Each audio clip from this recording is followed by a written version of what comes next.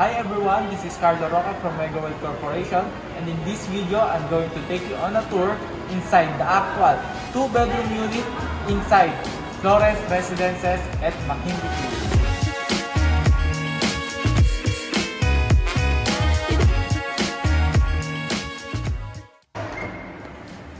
Welcome to the actual unit in Florence.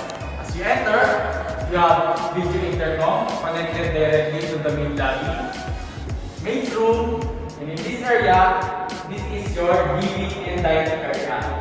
Here, you have an access to your balcony.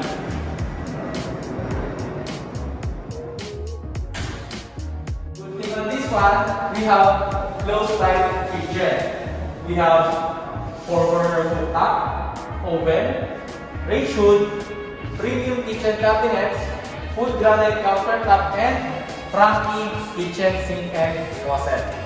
Next, I'm going to show you our common toilet and bath. It comes with complete sanitary fittings. And bedroom 1, very spacious. It comes with modular closet and split-type air conditioning unit. Now we're going to the master's bedroom. You have your own split-type aircon, own toilet and bath, modular closet, and you have your own balcony.